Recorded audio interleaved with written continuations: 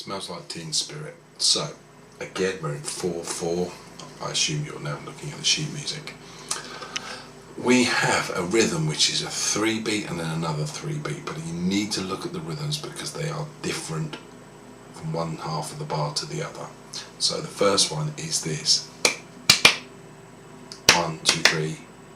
Okay, so it's a 1, and then the second half is.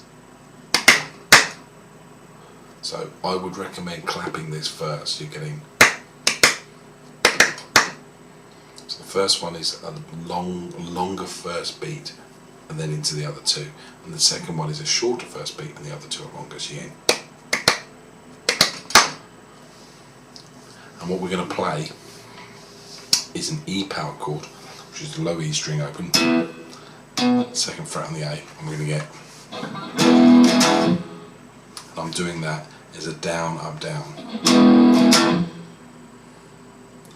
Then we're going to move to an A power chord, which is the open A string and second fret on the D.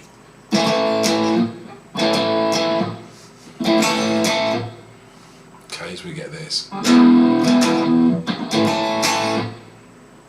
Okay.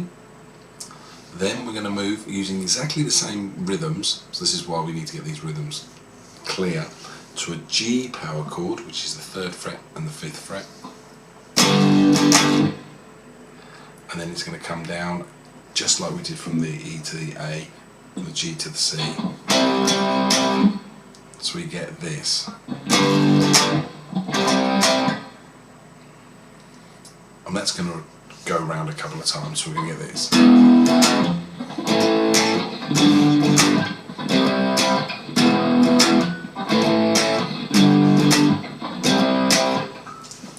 And that whole section repeats round. Next up we have the pre-verse.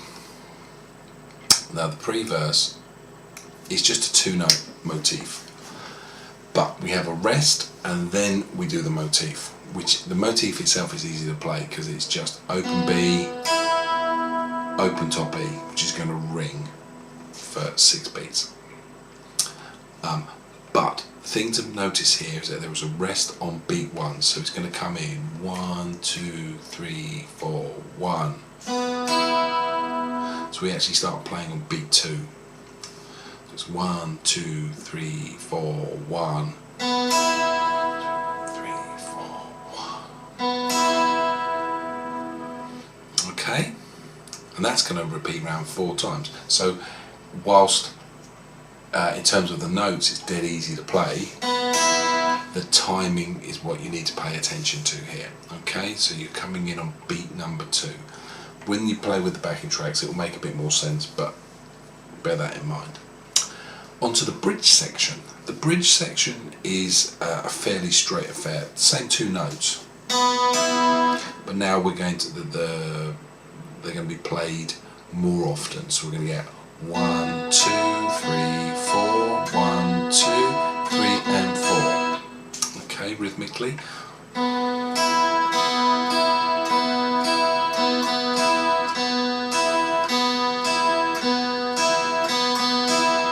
And that's a repeated section that goes round 4 times. On to the chorus. The chorus is going to be repeated round 6 times, and the chorus is exactly the same as what we had for the initial riff. So it's this.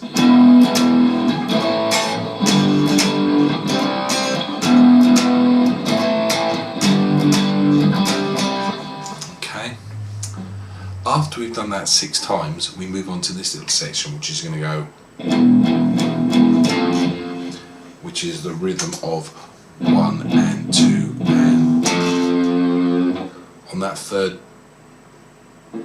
beat, we're going to grab the 1st fret on the low E string, and then we're going to grab the 3rd fret on the B. On the solo B flat note, 3rd fret on the G string, and we're going to bend it up. It's like a quarter tone, half tone, somewhere 3rd tone bend. Basically, just unpleasant because we want this. Bit like a cat's tail being yanked on. The next bar, similar kind of idea, 1 and 2 and then we're going to play open A string twice, 3 and 3rd fret of the low E,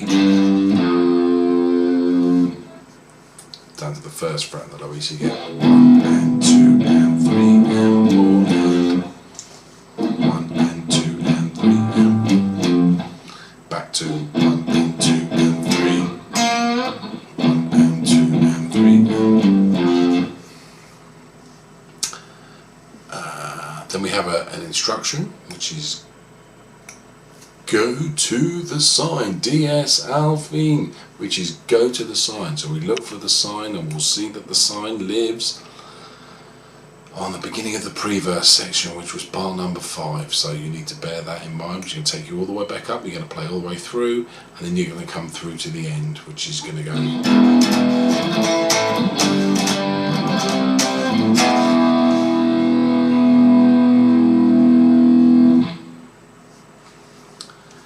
stick it on with a backing track.